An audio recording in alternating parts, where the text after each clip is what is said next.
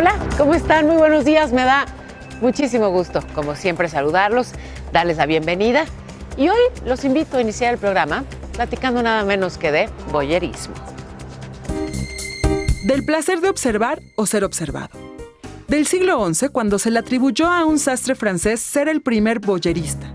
De la época de cuando surgen los primeros cines porno, al tour del voyerismo en la Ciudad de México. Forma parte de nuestra sociedad. El hecho de que tengamos en la Ciudad de México, por ejemplo, todavía algunos espacios donde se proyecta cine 3X o cine para adultos, pues bueno, habla de cierta manera de pensar. Hay un público para ello, hay alguien que lo consume y por eso existen estos espacios. Desde hace más de 10 años, David se ha dedicado a hacer recorridos turísticos por todo México.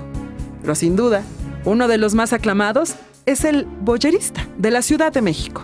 Para nosotros nos interesa muchísimo dar a conocer lo que es la historia de la pornografía en este país y, ¿por qué no?, sentirnos un poco voyeristas. 2 veces a la semana, un grupo de 20 personas se internan en este recorrido, donde lo único prohibido es no mirar.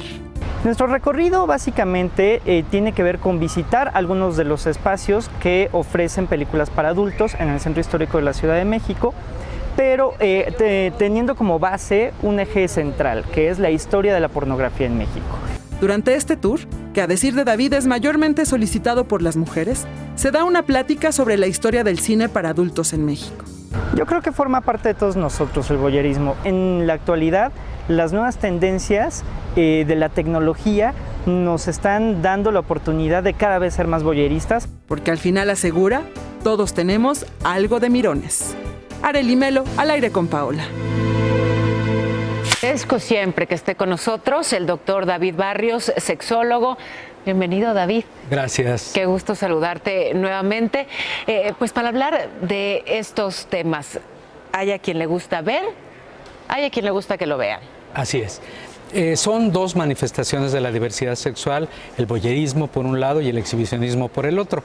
En el primer caso, en el voyerismo, el placer erótico es por observar cuerpos, expresiones, relaciones eróticas, desnudez de otras personas, y en el caso del exhibicionismo es el gusto por mostrarse, ya sea con desnudez o con expresiones, digamos, sexys o incluso sugestivas para propiciar algún encuentro erótico.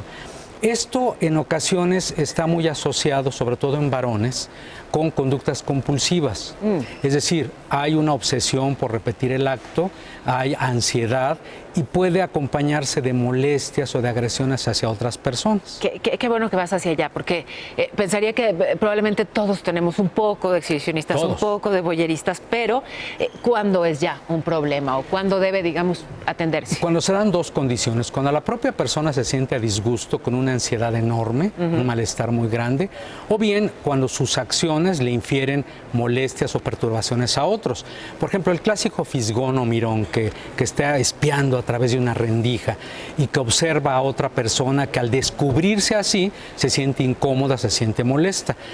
Sin embargo, es importante decir que en sexología tenemos una triple regla de oro. ¿A qué me refiero? Cuando esa manifestación de la diversidad sexual es consensuada, cuando forma parte de un juego erótico de observación y de exhibicionismo, cuando tiene que ver con otro juego relacionado con la seducción, bueno, es perfectamente válido cuando la triple regla de oro se cumple. ¿Cuál es?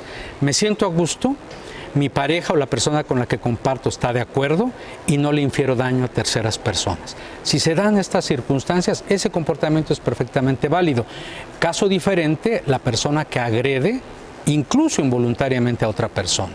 Verbigracia, la persona que se exhibe, se muestra ante las escolares asustadas, ¿no?, que lo observan. Eso es una clara agresión donde no hay consenso ni toma en cuenta el bienestar de la persona.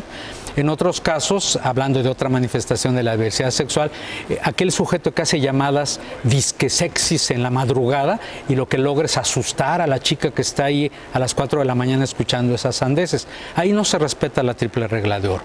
Cuando se respeta esta regla de oro, el comportamiento es válido y es ético, y cuando no, podemos estar en presencia incluso de alguna forma de patología. Y bueno, pues desde luego siempre la importancia de acudir al especialista cuando hay ya esto que describes, doctor. Desde luego que sí. La concepción moderna de las manifestaciones de la diversidad sexual no sataniza al consultante, no lo señala, tú eres un perverso, sino, ok, tienes una alteración, acudes conmigo y te voy a ayudar profesionalmente. Y esa es la invitación, que desmitifiquemos la noción desviada o perversa de estas manifestaciones, pero que responsablemente, si estamos en ese caso, nos atendamos. Precisamente es el mensaje que buscamos difundir aquí. Gracias, doctor. Gracias, Pablo, por ayudarnos con eso. Muy gentil. El doctor David Barrio.